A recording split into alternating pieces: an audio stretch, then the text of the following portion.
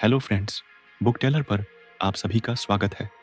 आज हम बात करने वाले हैं the not to do list wolf to belly book के बारे में। अक्सर हम लाइफ में सक्सेस पाने के पीछे भागते हैं, लेकिन क्या हमने कभी सोचा है कि अगर हम फेल्योर से बचने पर फोकस करें तो सक्सेस अपने आप आ सकती है। यही आइडिया देते हैं। सक्सेस का असली रास्ता ये नहीं कि हम हर परफेक्ट स्ट्रैटेजी अपनाने की कोशिश करें, बल्कि यह कि हम उन गलतियों से बचें जो हमें फैल कर सकती हैं। चार्ली मंगर की एक लाइन बहुत फेमस है, मुझे बस ये पता लगाना है कि मेरी मौत कहाँ होगी, ताकि मैं वहां कभी जाऊं ही नहीं। मतलब ये है कि अगर हमें पता लग जाए कि कौन कौन सी चीजें हमें बर्बाद कर सकती है, तो हम उन चीजों से बचकर लाइफ में आगे बढ़ सकते हैं। यही माइंड सेट अपनाना ज्यादा बेहतर होता है, बजाय इसके कि हम सिर्फ सक्सेस पाने के लिए नई नई स्ट्रैटेजी ट्राई करें। अब सवाल यह उठता है कि हम फेल्योर से कैसे बच सकते हैं। सबसे पहले हमें यह समझना होगा कि हम इंसान अक्सर अपनी लाइफ में सक्सेस के फीनैक्टर्स को ओवर एस्टिमेट कर देते हैं, लेकिन फेल्योर के कारणों को इग्नोर कर देते हैं। जब भी हम किसी सक्सेसफुल इंसान को देखते हैं तो हमें उसकी मेहनत, टैलेंट और स्मार्टनेस दिखाई देती है, लेकिन हम ये भूल जाते हैं कि उसके फेल्योर से बचने की स्ट्रेटजी भी उसकी सक्सेस में बड़ा रोल प्ले करती है। सोचो, तुम एक बिजनेस स्टार्ट करना चाहते हो। तुम दुनिया के सबसे सक्सेसफुल बिजनेस लीडर्स की बायोग्राफी पढ़ते हो, उनकी स्ट्रैटेजी अपनाने की कोशिश करते हो, लेकिन अगर तुम उन लोगों की गलतियों को नहीं समझते जो फेल हुए हैं, तो तुम भी वही गलती दोहरा सकते हो। सक्सेस की कॉपी करने से ज्यादा जरूरी यह है कि फेल्योर को अवॉइड किया जाए। इसे एक और सिंपल एग्जाम्पल से समझते हैं। मान लो तुम किसी नए रास्ते से अपने डेस्टिनेशन तक जाना चाहते हो। अगर तुम सिर्फ उन लोगों के नक्शे को फॉलो करोगे जो सही सलामत पहुंच गए, लेकिन उन लोगों की स्टोरी नहीं सुनोगे जो रास्ते में खो गए या किसी मुसीबत में फंस गए, तो तुम्हारे लिए भी वही रिस्क रहेगा। लेकिन अगर तुम ये भी जान लो कि लोग कहाँ कहाँ गलत रास्ते पर गए, कहाँ पर उनका सामान चोरी हुआ, कहाँ पर रास्ता बंद था, तो तुम इन सब चीजों से बच सकते हो और आसानी से अपनी मंजिल तक पहुंच सकते हो। यही अप्रोच लाइफ के हर एरिया में लागू होती है। अब एक बड़ी गलती जो हम में से ज्यादातर लोग करते हैं वो ये है कि हम अंधाधुंध सक्सेस को करते हैं। सोचो, एक स्टूडेंट जो सिर्फ टॉप ग्रेड्स लाने की कोशिश करता है, लेकिन ये नहीं देखता कि फेल्योर क्यों होता है। अगर वो जान जाए कि लास्ट मिनट स्टडी करने से, डिस्ट्रैक्शन में रहने से या बिना प्रॉपर स्लीप के पढ़ाई करने से फेल्योर हो सकता है, तो वह इन चीजों से बचकर ज्यादा स्मार्ट तरीके से स्टडी कर सकता है। इसी तरह अगर कोई इन्वेस्टर सिर्फ प्रॉफिट के बारे में सोचता है, लेकिन ये नहीं देखता कि लोग स्टॉक्स में कैसे पैसे गंवाते हैं, तो वो बड़ी गलती कर सकता है।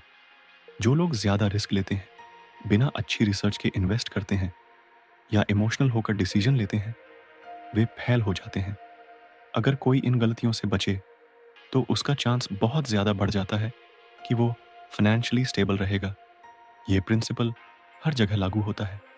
हेल्थ में भी अगर तुम सिर्फ फिटनेस गोल सेट करोगे, लेकिन ये नहीं समझोगे कि लोग अनहेल्थी लाइफस्टाइल से कैसे बीमार पड़ते हैं, तो तुम्हारी मेहनत अधूरी रह जाएगी। अगर तुम बस हेल्थी फूड खाने पर ध्यान दोगे, लेकिन ये नहीं समझोगे कि कौन कौन सी गलत आदतें तुम्हारी हेल्थ को खराब कर सकती है, तो तुम्हारे लिए फिट रहना मुश्किल होगा। इसीलिए दुबैली यही कहना चाहते हैं कि हमें सक्सेस की जगह फेल्योर अवॉइड करने पर ज्यादा ध्यान देना चाहिए। जब भी कोई बड़ा डिसीजन लो, तो ये सोचो कि क्या ये मुझे फेल्योर की तरफ ले जा सकता है। अगर हाँ, तो उस रास्ते को अवॉइड करो। लाइफ में ज्यादातर डिसीजन परफेक्ट नहीं होते, लेकिन अगर हम उन गलतियों से बचें जो हमें फेल कर सकती है, तो सक्सेस का चांस अपने आप बढ़ जाता है। सक्सेस एक बहुत ही अनिश्चित चीज है, लेकिन फेल्योर के पैटर्न अक्सर क्लियर होते हैं। इसलिए जब भी लाइफ में आगे बढ़ो, सिर्फ यह मत सोचो कि मुझे क्या करना चाहिए, बल्कि यह भी सोचो कि मुझे क्या नहीं करना चाहिए। यही अप्रोच तुम्हें बाकी लोगों से आगे ले जाएगी। हमारी लाइफ में सबसे ज़्यादा फ्रस्ट्रेशन तब आती है जब हम किसी और को चेंज करने की कोशिश करते हैं।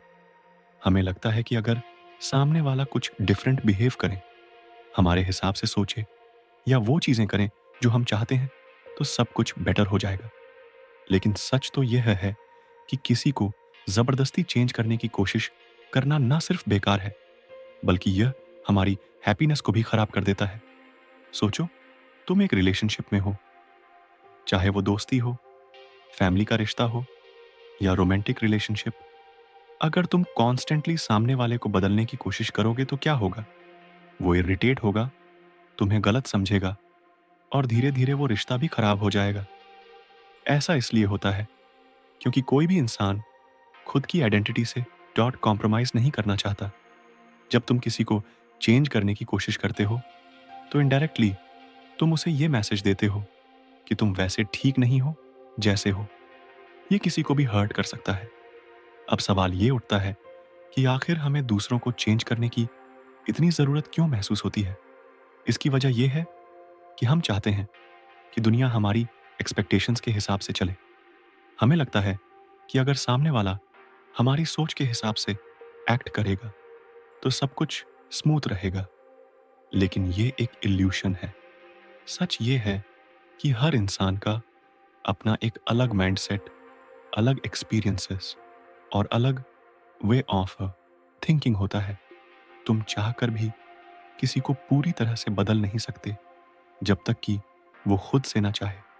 अगर तुम सोच रहे हो कि बिना किसी को बदले लाइफ को स्मूथली कैसे चलाया जाए, तो इसका जवाब एक्सेप्टेंस में है। एक्सेप्टेंस का मतलब ये नहीं कि तुम किसी के गलत बिहेवियर को ब्लाइंडली सपोर्ट करो। इसका मतलब ये है कि तुम सामने वाले को वैसे एक्सेप्ट करो जैसे वो है, और अगर कोई चीज़ तुम्हें हर्ट कर रही है तो उससे डील करने के अलग तरीके अपनाओ। एग्जाम्पल के लिए मान लो कि तुम्हारा कोई दोस्त हमेशा लेट आता है और तुम उसे टाइम पर आने के लिए बार बार बोलते हो, लेकिन वो फिर भी नहीं बदलता। अब तुम दो चीज़ें कर सकते हो, या तो बार बार फ्रस्ट्रेटेड होते रहो और उसे लड़ते रहो, या फिर एक्सेप्ट करो कि वो ऐसा ही है और अपने प्लान उसके हिसाब से एडजस्ट करो।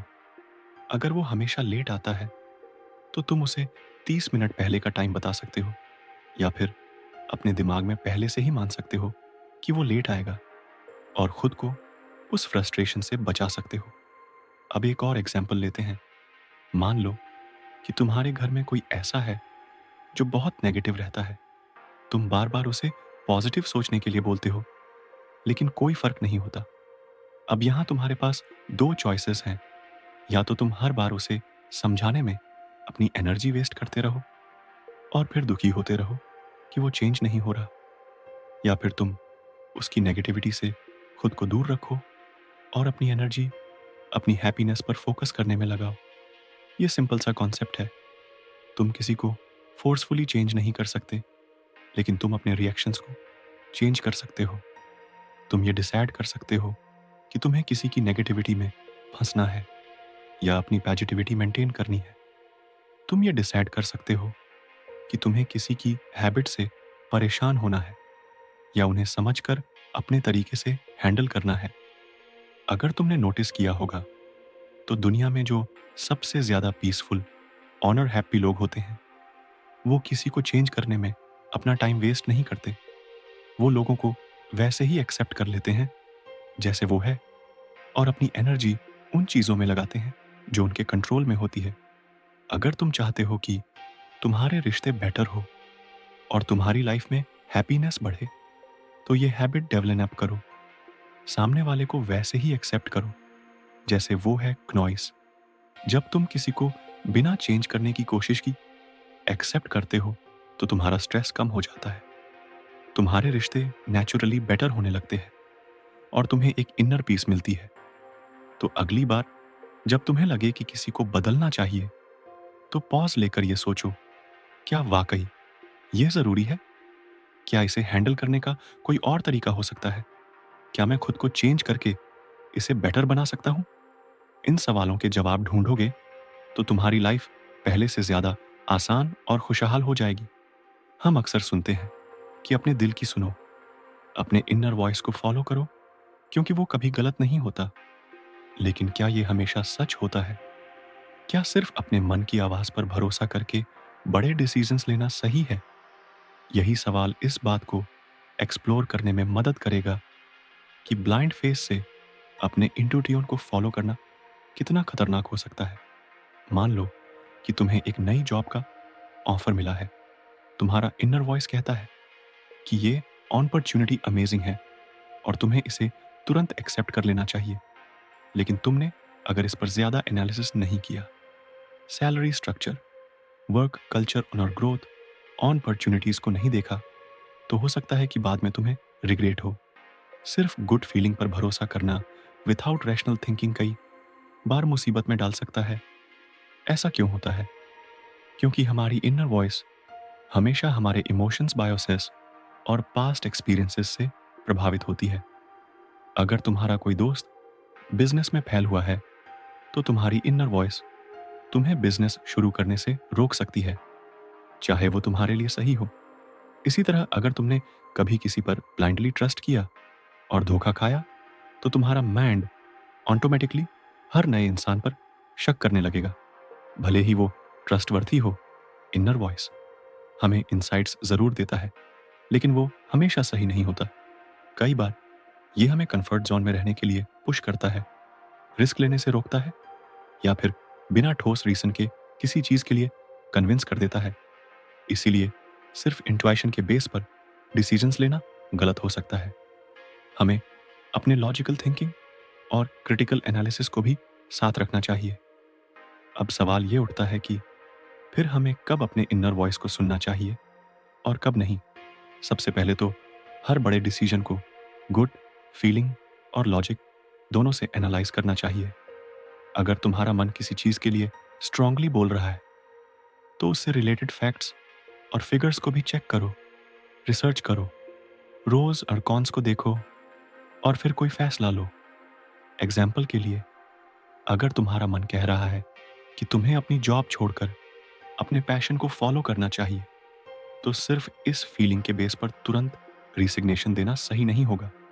पहले ये देखो कि तुम्हारे पास फाइनेंशियल बैकअप है या नहीं, तुम्हारे passion co dot full time career में बदलने के लिए सही रिसोर्सेस और स्किल्स है या नहीं।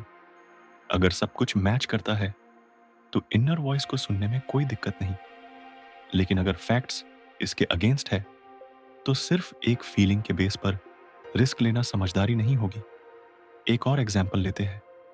कई बार रिलेशनशिप में भी लोग सिर्फ इनर वॉइस पर भरोसा करके गलत डिसीजंस ले लेते हैं। किसी के साथ पहली बार मिलते ही तुम्हें लग सकता है कि वो तुम्हारे लिए परफेक्ट है, लेकिन अगर तुमने उसकी बैकग्राउंड, वैल्यूज और कंपेटिबिलिटी को प्रॉपरली एनालाइज नहीं किया, तो बाद में दिक्कत हो सकती है। लव एट फर्स्ट साइट का कॉन्सेप्ट बहुत एक्साइटिंग लगता है, लेकिन एक सक्सेसफुल रिलेशनशिप के लिए सिर्फ इमोशंस ही नहीं, प्रैक्टिकल कंपेटिबिलिटी भी ज़रूरी होती है। इसका मतलब ये नहीं कि हमें कभी भी अपने इनर वॉइस की सुननी ही नहीं चाहिए।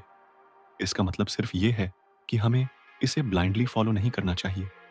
हमें एक बैलेंस्ड अप्रोच अपनानी चाहिए, जहां इंट्यूशन और लॉजिक दोनों को इक्वल वेटेज मिले। जब भी कोई बड़ा डिसीजन लो, तो एक पॉज लो, उसे लॉजिकली एनालाइज करो, ट्रस्टेड लोगों से सलाह लो और फिर फाइनल डिसीजन लो। अगर तुम इस हैबिट को डेवलप कर लोगे, तो तुम्हारी लाइफ में इम्पल्सिव डिसीजंस कम होंगे और रिग्रेट्स भी कम होंगे। तुम्हें सही और गलत में फ़र्क समझ में आने लगेगा और तुम अपनी लाइफ को ज़्यादा कॉन्फिडेंटली नेविगेट कर पाओगे। इसलिए हमेशा अपने इनर वॉइस को सुनो, लेकिन उसे आंख बंद करके फॉलो मत करो। हम सब ने कभी ना कभी टू डू लिस्ट बनाई होगी।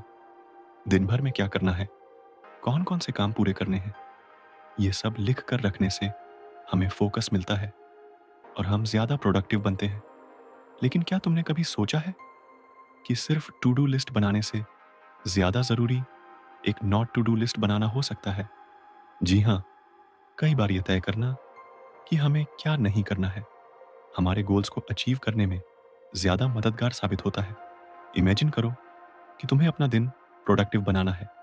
तुमने एक शानदार टू डू लिस्ट बना ली, जिसमें सुबह जल्दी उठना, वर्कआउट करना, ईमेल्स रिप्लाई करना और प्रोजेक्ट पर काम करना लिखा है।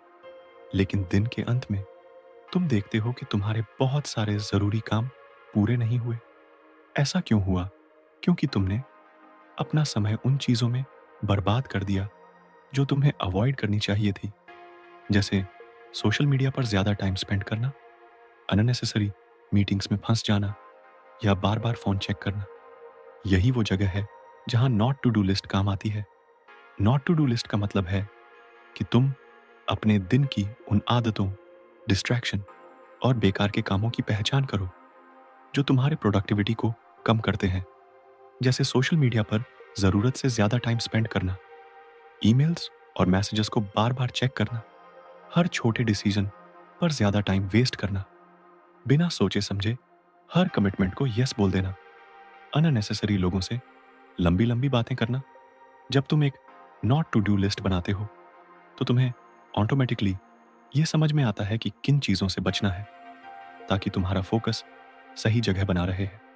इसका सबसे बड़ा फ़ायदा ये है नॉइस, कि तुम उन चीज़ों पर ध्यान दे पाते हो जो सच में इम्पोर्टेंट है। एग्जाम्पल के लिए, अगर तुम्हारा गोल है कि तुम अपनी फिटनेस इंप्रूव करो, तो तुम्हें सिर्फ एक वर्कआउट प्लान बनाने की ज़रूरत नहीं है। तुम्हें यह भी तय करना होगा कि किन चीज़ों से बचना है, जैसे रात को देर तक जागना, जंक फूड खाना या डेली रूटीन को बिना प्लान के छोड़ देना। जब तुम्हें यह पता होगा कि तुम्हें क्या नहीं करना है, तो तुम्हारे लिए सही डिसीजंस लेना आसान हो जाएगा। सक्सेसफुल लोग सिर्फ इसलिए आगे नहीं बढ़ते क्योंकि वो बहुत ज़्यादा काम करते हैं, बल्कि इसलिए क्योंकि वो बेकार की चीज़ों में अपना टाइम और एनर्जी वेस्ट नहीं करते। वॉरेन बफेट को ही देख लो। वो कहते हैं कि सफल लोगों और बहुत ही सफल लोगों के बीच का अंतर यह है कि बहुत ही सफल लोग पीपल से नो टू ऑलमोस्ट एवरीथिंग, यानी जो सच में बहुत सक्सेसफुल होते हैं, वो ज़्यादातर चीज़ों के लिए नो बोलना जानते हैं। अगर तुम अपनी लाइफ में नॉट टू डू लिस्ट का इस्तेमाल करना चाहते हो, तो सबसे पहले अपनी डेली एक्टिविटीज़ को ऑब्जर्व करो। देखो कि तुम अपना समय किन चीज़ों में बर्बाद कर रहे हो। फिर एक लिस्ट बनाओ और उसमें लिखो कि तुम्हें किन चीज़ों से बचना है। इसे रोज़ रिव्यू करो और धीरे धीरे इन आदतों को छोड़ने की कोशिश करो।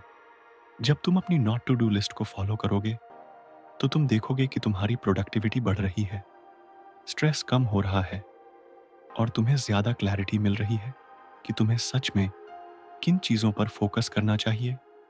इसलिए सिर्फ एक टू डू लिस्ट मत बनाओ, बल्कि एक नॉट टू डू लिस्ट भी बनाओ और देखो कि कैसे तुम्हारी लाइफ में पॉजिटिव बदलाव आने लगता है। करियर में फंस जाना एक ऐसी समस्या है जिससे बहुत से लोग अनजाने में जूझते रहते हैं। शुरुआत में जब हम कोई नई जॉब लेते हैं या नया बिजनेस शुरू करते हैं, तो हमारे अंदर एक अलग लेवल का एक्साइटमेंट होता है।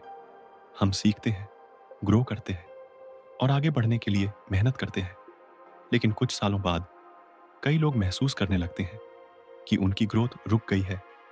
हर दिन वही काम, वही रूटीन और कोई नया चैलेंज नहीं। यही वो स्थिति है जिसे करियर में स्टक होना कहते हैं। लेकिन ऐसा क्यों होता है? इसकी कई वजह हो सकती है। सबसे पहली वजह है कंफर्ट जोन में फंस जाना। जब हम किसी जॉब में या किसी रोल में कंफर्टेबल हो जाते हैं, तो हम रिस्क्स लेना बंद कर देते हैं। हमें लगता है कि जो चल रहा है उसे चलने दो, बिना ये सोचे कि हम स्टैग्नेंट हो रहे हैं। लेकिन सच तो ये है कि बिना नए स्किल्स सीखे और बिना खुद को चैलेंज दिए हम कभी आगे नहीं बढ़ सकते। दूसरी बड़ी वजह होती है कंटिन्यूस नॉट लर्निंग की कमी। टेक्नोलॉजी और मार्केट ट्रेंड्स तेजी से बदल रहे हैं। अगर हम अपने स्किल्स को अपग्रेड नहीं करते, तो हम धीरे धीरे आउटडेटेड हो जाते हैं। सोचो, अगर कोई सॉफ्टवेयर डेवलपर आज भी वही कोडिंग लैंग्वेजेस यूज कर रहा हो जो 10 साल पहले चलती थी, तो क्या उसकी डिमांड बनी रहेंगी? बिल्कुल नहीं। इसलिए हमेशा नई चीजें सीखने और खुद को अपडेट रखने की जरूरत होती है। तीसरी वजह है नेटवर्किंग की कमी। करियर में आगे बढ़ने के लिए सिर्फ हार्ड वर्क ही काफी नहीं है, सही लोगों से कनेक्ट होना भी उतना ही जरूरी है। कई बार हमें नई अपॉर्चुनिटीज तभी मिलती है जब हम सही लोगों से मिलते हैं, उनसे सीखते हैं और अपने नेटवर्क को स्ट्रांग बनाते हैं। जो लोग सिर्फ अपने छोटे दायरे में काम करते रहते हैं और नए लोगों से मिलने से बचते हैं, उनकी ग्रोथ जल्दी रुक जाती है। अब सवाल उठता है कि अगर कोई अपने करियर में फंसा हुआ महसूस कर रहा है, तो उससे बाहर कैसे निकले? सबसे पहला कदम है सेल्फ असेसमेंट करना। खुद से पूछो कि क्या तुम हर दिन कुछ नया सीख रहे हो? क्या तुम्हारे अंदर पहले जैसी एक्साइटमेंट है? क्या तुम्हें अपने काम में चैलेंज महसूस होता है? अगर जवाब नहीं है, तो समझ जाओ कि बदलाव की जरूरत है। दूसरा कदम है नई स्किल्स सीखना। चाहे तुम किसी भी फील्ड में हो, हमेशा कुछ नया सीखने की कोशिश करो। ऑनलाइन कोर्सेस, वर्कशॉप्स और सेमिनार्स के जरिए अपने नॉलेज को बढ़ाओ। तीसरा कदम है अपने काम के दायरे से बाहर निकलना। अगर तुम्हें लग रहा है कि तुम्हारी जॉब में कोई ग्रोथ नहीं बची है, तो दूसरी कंपनीज में अपॉर्चुनिटीज एक्सप्लोर करो। अगर तुम बिजनेस में हो, तो नए मार्केट्स और नए स्ट्रेटजीज के बारे में सोचो। चौथा कदम है नए लोगों से मिलना और नेटवर्किंग को स्ट्रैंग बनाना। इंडस्ट्री एक्सपर्ट्स, मेंटर्स और नए प्रोफेशनल से बातचीत करो, उनसे सीखो और अपने करियर के लिए नए रास्ते खोजो। करियर में स्टक होना कोई स्थायी स्थिति नहीं है, ये सिर्फ एक सिग्नल है कि अब बदलाव की जरूरत है। जो लोग इस सिग्नल को समझकर एक्शन लेते हैं, वो हमेशा आगे बढ़ते हैं। इसलिए खुद को कंफर्ट जोन से बाहर निकालो, सीखते रहो और नए अपॉर्चुनिटीज को एक्सप्लोर करो। आजकल की दुनिया में सबसे बड़ी चुनौती फोकस बनाए रखना है। हर तरफ डिस्ट्रैक्शन भरे पड़े हैं और एनर्जी ड्रेनिंग एक्टिविटीज हमारी प्रोडक्टिविटी को धीरे धीरे खत्म कर देती है। रोल्फ टू बेली इस बात पर जोर देते हैं कि सिर्फ सही चीजें करने से ही सफलता नहीं मिलती, बल्कि गलत चीजों को बंद करना भी उतना ही जरूरी है। हमारी जिंदगी में कई ऐसी आदतें और एक्टिविटीज होती हैं जो हमें पता भी नहीं चलता, लेकिन हमारी एनर्जी को चुपचाप ड्रेन करती रहती है। सबसे पहली डिस्ट्रैक्शन है सोशल मीडिया। सुबह उठते ही सबसे पहले फोन उठाकर इंस्टाग्राम, फेसबुक या व्हाट्सएप चेक करना, फिर बार बार नोटिफिकेशंस देखना और कभी कभी बिना मतलब के स्क्रॉल करते रहना। ये सब हमारी मेंटल एनर्जी को धीरे धीरे खत्म कर देते हैं। सोशल मीडिया को पूरी तरह बंद करना शायद पॉसिबल ना हो, लेकिन इसे लिमिट करना बहुत जरूरी है। दिन भर में बार बार चेक करने के बजाय एक फिक्स टाइम सेट करना बेहतर होगा। दूसरी बड़ी एनर्जी ड्रेनिंग एक्टिविटी है बेवजह की मीटिंग्स। ऑनर कॉल्स ऑफिस में कई बार ऐसी मीटिंग्स होती हैं जिनका कोई खास आउटपुट नहीं निकलता। अगर तुम पूरे दिन मीटिंग्स में ही फंसे रहते हो, तो असली काम कब करोगे? इसी तरह कुछ लोग हर छोटी छोटी बात पर फोन कॉल करना पसंद करते हैं, जबकि मैसेज या ईमेल से भी काम हो सकता है। मीटिंग्स, ऑनर कॉल्स को मिनिमाइज करना बहुत ज़रूरी है ताकि तुम्हारी एनर्जी सही जगह खर्च हो। तीसरी चीज़ जो हमारी एनर्जी को साइलेंटली ड्रेन करती है, वो है नेगेटिव लोग। ऐसे लोग जो हमेशा कंप्लेन करते रहते हैं, हर बात में नेगेटिविटी देखते हैं और दूसरों को भी डीमोटिवेट करते हैं। अगर तुम्हारे आसपास ऐसे लोग हैं, तो उन्हें पहचानो और उनसे दूरी बनाओ। हमेशा उन लोगों के साथ रहो जो तुम्हें इंस्पायर करें, मोटिवेट करें और तुम्हारे ग्रोथ में मदद करें। एक और बड़ा डिस्ट्रैक्शन है मल्टीटास्किंग। कई लोगों को लगता है कि वो एक साथ कई काम करके ज़्यादा प्रोडक्टिव बन सकते हैं, लेकिन सच ये है कि मल्टीटास्किंग दिमाग के लिए बहुत नुकसानदायक होती है। इससे फोकस टूटता है, काम की क्वालिटी गिरती है और स्ट्रेस बढ़ता है। एक समय में एक ही काम पर ध्यान दो और उसे पूरी तरह खत्म करके ही अगला काम शुरू करो। अब सवाल उठता है कि इन डिस्ट्रैक्शन और एनर्जी ट्रेनिंग एक्टिविटीज से बचने के लिए क्या किया जाए। सबसे पहला स्टेप है एक नॉट टू डू लिस्ट बनाना।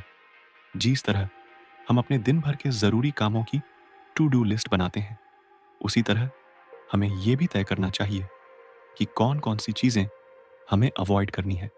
दूसरा स्टेप है डिजिटल डिटॉक्स। सोशल मीडिया और अननेसेसरी नोटिफिकेशंस को मिनिमाइज करो। अगर जरूरी ना हो तो फोन साइलेंट मोड पर रखो और एक फिक्स टाइम के बाद ही मैसेजेस और ईमेल्स चेक करो। तीसरा स्टेप है सही लोगों के साथ टाइम स्पेंड करना। तुम्हारा एनवायरनमेंट बहुत मायने रखता है। अगर तुम्हारे आसपास पॉजिटिव और प्रोडक्टिव लोग होंगे तो तुम्हारी एनर्जी भी सही जगह खर्च होगी। चौथा स्टेप है अपने वर्क शेड्यूल को ऑप्टिमाइज करना। अननेसेसरी मीटिंग्स से बचो, स्मार्ट तरीके से काम करो और अपने दिमाग को ज़्यादा लोड मत दो। आखिरी और सबसे ज़रूरी स्टेप है सेल्फ डिसिप्लिन डेवलप करना। डिस्ट्रैक्शन से बचने के लिए स्ट्रांग विल पावर की ज़रूरत होती है। अगर तुम कॉन्शियसली अपने समय और एनर्जी को मैनेज करोगे तो तुम्हारी प्रोडक्टिविटी कई गुना बढ़ जाएगी। डिस्ट्रैक्शन, ऑन और एनर्जी ड्रेनिंग एक्टिविटीज से बचना आसान नहीं है, लेकिन नामुमकिन भी नहीं है। छोटी छोटी आदतें बदलकर और सही प्रायोरिटी सेट करके हम अपनी ज़िंदगी को ज़्यादा मीनिंगफुल, ऑनर, प्रोडक्टिव बना सकते हैं। अक्सर हम सक्सेसफुल लोगों, कंपनियों और प्रोजेक्ट्स की स्टोरीज पढ़ते हैं और सोचते हैं कि हमें बस वही करना है जो उन्होंने किया। लेकिन असली सीख सिर्फ सक्सेस से नहीं बल्कि फेल्योर से भी मिलती है। रॉल्फ टू बेली का कहना है कि सिर्फ सफल लोगों की कहानियों पढ़ने से हम एक अधूरी पिक्चर देखते हैं। असली नॉलेज उन लोगों की स्टोरी से आती है जो फेल हुए, क्योंकि वही हमें बताते हैं कि किन गलतियों से बचना चाहिए। जब हम किसी फेल्ड बिजनेस प्रोजेक्ट या रिलेशनशिप को एनालाइज करते हैं तो हमें पता चलता है कि किन कारणों से चीज़ें बिगड़ती हैं।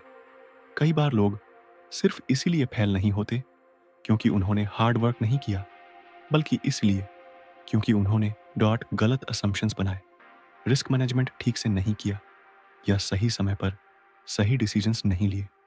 मान लो तुमने किसी स्टार्टअप की सक्सेस स्टोरी पढ़ी और उसमें लिखा था कि कंपनी ने सही टाइम पर प्रोडक्ट लॉन्च किया और ओवरनाइट सक्सेस बन गई। तुम सोच सकते हो कि बस सही टाइम पर प्रोडक्ट लॉन्च कर देना ही सफलता की है। लेकिन अगर तुम उन हजारों स्टार्टअप्स की कहानी पढ़ो जो लॉन्च तो हुए लेकिन फेल हो गए, तो तुम्हें पता चलेगा कि सिर्फ टाइपिंग ही नहीं बल्कि market research, product market fit, customer demand और एग्जीक्यूशन भी मायने रखते हैं। इसी तरह रिलेशनशिप में भी हम अक्सर हैप्पी कपल्स को देखकर सोचते हैं कि उन्होंने सब कुछ सही किया होगा, लेकिन फेल्ड रिलेशनशिप को एनालाइज करने से हमें यह समझ आता है कि communication gap, unrealistic expectations, ego clashes जैसी चीज़ें कितनी नुकसानदायक होती हैं। फेल्योर से सीखने का सबसे बड़ा फ़ायदा यह है कि ये हमें ओवर कॉन्फिडेंस से बचाता है। जब हम सिर्फ सक्सेस स्टोरीज पढ़ते हैं तो हमें लगता है कि हम भी वही कर सकते हैं और हमें कोई प्रॉब्लम नहीं होगी। लेकिन जब हम फेल्योर्स को स्टडी करते हैं तो हमें पता चलता है कि कई बार मेहनत और सही स्ट्रैटेजी होने के बावजूद चीज़ें गलत हो सकती है। दूसरा बड़ा फ़ायदा है रिस्क अवेयरनेस। फेल्योर्स को देखने से हमें अंदाज़ा हो जाता है कि कौन कौन से रिस्क्स हमें अवॉइड करने चाहिए और किस तरह की प्लानिंग ज़रूरी है। ये हमारी डिसीजन मेकिंग एबिलिटी को मजबूत बनाता है और हमें प्रैक्टिकल थिंकिंग सिखाता है। एक और चीज़ जो फेल्योर से सीखने को ज़रूरी बनाती है वो है अडेप्टेबिलिटी। जब हम देखेंगे कि दूसरे लोग किन वजहों से फेल हुए तो हम अपनी स्ट्रैटेजीज़ को पहले से एडजस्ट कर सकते हैं और गलतियों को दोहराने से बच सकते हैं। तो अगली बार जब तुम कुछ नया करने का सोचो तो सिर्फ सक्सेसफुल लोगों की कहानियों मत पढ़ो, बल्कि उन लोगों की कहानियों भी जानो जो फेल हुए। उनकी गलतियों को समझो, उनके डिसीजंस को एनालाइज करो और देखो कि कैसे तुम वही गलती दोहराने से बच सकते हो। यही असली विजडम है। सिर्फ जीतने की कोशिश मत करो बल्कि हारने से बचो। अक्सर हम सीखने की प्रक्रिया को सिर्फ पॉजिटिव तरीके से देखते हैं, यानी हमें क्या करना चाहिए, कैसे करना चाहिए और किन स्ट्रैटेजीज को अपनाना चाहिए।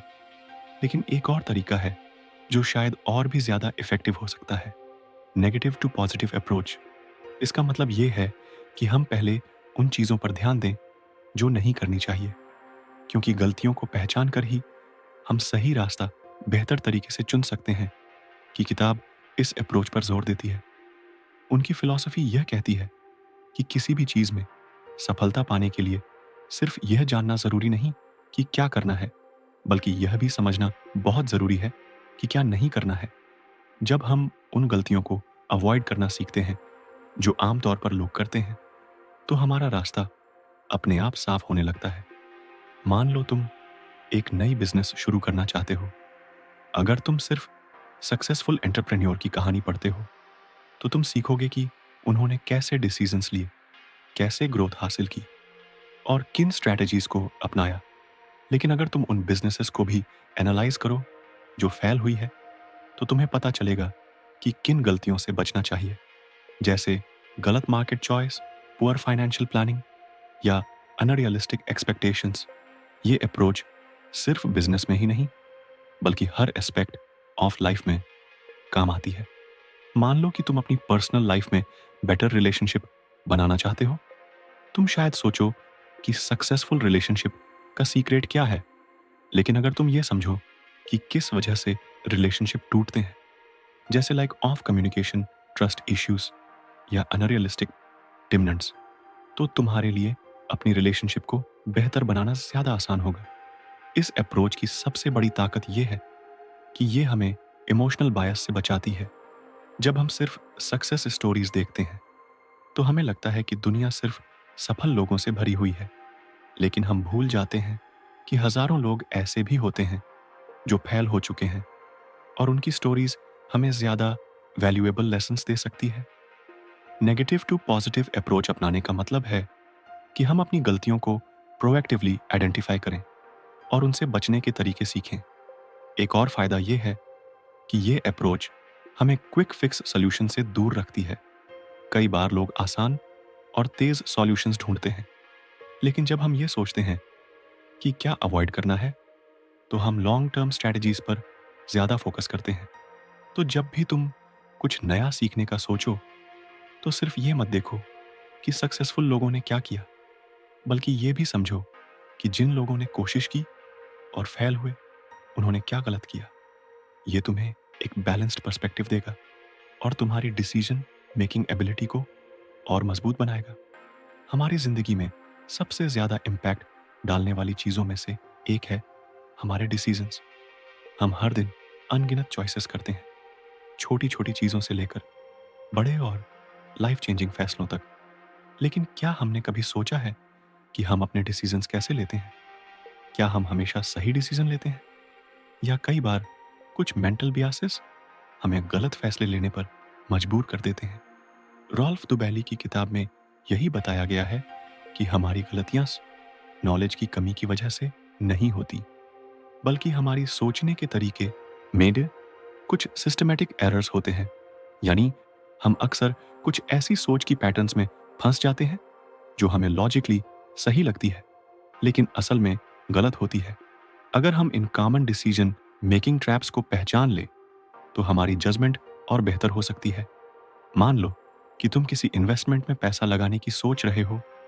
अगर तुम सिर्फ उस कंपनी की सक्सेस स्टोरीज पढ़कर इन्वेस्ट कर लेते हो, बिना उसके रिस्क फैक्टर्स पर ध्यान दिए, तो यह एक कॉग्निटिव बायस हो सकता है, जिसे सर्वाइवरशिप बायस कहते हैं। तुम सिर्फ उन कंपनीज को देख रहे हो जो सफल हुई हैं, लेकिन उन हजारों कंपनीज को इग्नोर कर रहे हो जो फेल हो चुकी हैं। इसी तरह अगर तुम सिर्फ उन लोगों की सलाह मानते हो जो तुम्हारी सोच से एग्री करते हैं और बाकी पर्सपेक्टिव को रिजेक्ट कर देते हो, तो यह कीन इन्फॉर्मेशन बायस कहलाता है। यह तुम्हारी डिसीजन मेकिंग एबिलिटी को कमजोर कर सकता है। डिसीजन मेकिंग को शार्प करने के लिए हमें अपने दिमाग में चल रहे इन हिडन बायसेस को पकड़ना जरूरी है। हमें अपनी सोच को हमेशा चैलेंज करना चाहिए और लॉजिकली हर पर्सपेक्टिव को देखना चाहिए। कभी कभी हमें अपनी गुड फीलिंग सही लगती है, लेकिन अगर हम सिर्फ इंस्टिंक्ट पर भरोसा करें और डेटा को इग्नोर करें, तो हम बड़ी गलतियां कर सकते हैं। दुबैली ये भी बताते हैं कि हमें इमोशनल डिसीजन से बचना चाहिए। कई बार गुस्से, खुशी, डर या लालच में आकर हम ऐसे फैसले लेते हैं जो लंबे समय में हमारे लिए नुकसानदायक होते हैं। एक अच्छा डिसीजन मेकर वही होता है जो भावनाओं से ऊपर उठकर एक बैलेंस्ड और रैशनल तरीका अपनाता है। तो जब भी तुम कोई बड़ा फैसला लो, करियर से जुड़ा हो, रिलेशनशिप से जुड़ा हो या फाइनेंशियल, हमेशा अपने सोचने के तरीके को परखो अपने डिसीजंस को लॉजिकली एनालाइज करो और सोचो कि कहीं तुम किसी मानसिक जाल में तो नहीं फंस रहे। जब तुम अपनी डिसीजन मेकिंग को शार्पन कर लोगे तो तुम्हारी जिंदगी में पॉजिटिव बदलाव अपने आप आने लगेंगे। हमारी जिंदगी में अक्सर हम सोचते हैं कि सफलता और खुशहाली के लिए हमें बहुत सारी चीजें जोड़नी पड़ेगी। ज्यादा मेहनत, ज्यादा प्लानिंग, ज्यादा पैसा, ज्यादा कनेक्शंस। लेकिन सच तो ये है कि एक अच्छी जिंदगी जीने का राज सिंप्लिसिटी में छिपा है। जितना हम अपनी लाइफ को सिंप्लीफाई करते हैं उतना ही ज्यादा हम क्लैरिटी और पीस महसूस करते हैं। वॉल्फ टूबैली की किताब में यही फिलॉसफी दी गई है। हमें अपनी जिंदगी को अनावश्यक रूप से जटिल बनाने से बचना चाहिए। हम अक्सर सोचते हैं कि अगर हम ज्यादा जटिल प्रणालियां अपनाएंगे तो हमारी जिंदगी बेहतर हो जाएगी होगी। लेकिन असल में कॉम्प्लेक्सिटी हमें डिस्ट्रैक्ट करती है, हमारी एनर्जी ड्रेन करती है और हमें उन चीज़ों से दूर कर देती है जो असल में मैटर करती है। सोचो, जब तुम्हारा कमरा बहुत भरा हुआ होता है, हर तरफ चीज़ें बिखरी पड़ी होती हैं, तो तुम्हें कुछ भी ढूंढने में परेशानी होती है। ठीक इसी तरह जब हमारी लाइफ में बहुत सारी अनइम्पोर्टेंट चीज़ें होती हैं, बेकार की meetings, unnecessary commitments, overthinking, extra gadgets, unproductive habits, तो हमारा फोकस बिखर जाता है। मिनिमलिज्म का मतलब ये नहीं है कि तुम कुछ भी मत करो। इसका मतलब ये है कि तुम सिर्फ वही चीजें करो जो सच में जरूरी है और बाकी को एलिमिनेट कर दो। अगर तुम अपने स्केड्यूल से नॉन एसेंशियल चीजें हटा दो तो तुम्हें ज्यादा टाइम और एनर्जी उन चीजों के लिए मिलेंगे जो सच में मीनिंगफुल है। दुबैली ये भी बताते हैं कि हमें अपनी जिंदगी के हर एस्पेक्ट में सिंप्लिसिटी अपनानी चाहिए, चाहे वह हमारा डिसीजन मेकिंग हो, रिलेशनशिप हो या डेली रूटीन्स। जब हम अपने चॉइसेस को आसान बना लेते हैं तो स्ट्रेस कम हो जाता है और हम ज़्यादा माइंडफुल तरीके से जी पाते हैं। तो अगली बार जब तुम किसी चीज़ को अननेसेसरी कॉम्प्लेक्स बना रहे हो, एक पॉज लो और सोचो, क्या इसे सिंपल बनाया जा सकता है? क्या मुझे वाकई इसकी ज़रूरत है? जब तुम इस माइंडसेट को अपनाने लगोगे तो तुम्हारी लाइफ ज़्यादा ऑर्गेनाइज्ड, पीसफुल और फुलफिलिंग हो जाएगी। तो फ्रेंड्स, ये थी हमारी आज की बुक। समरी आपको कैसी लगी? कमेंट करके ज़रूर बताएं और धन्यवाद आपका समरी एंड तक सुनने के लिए।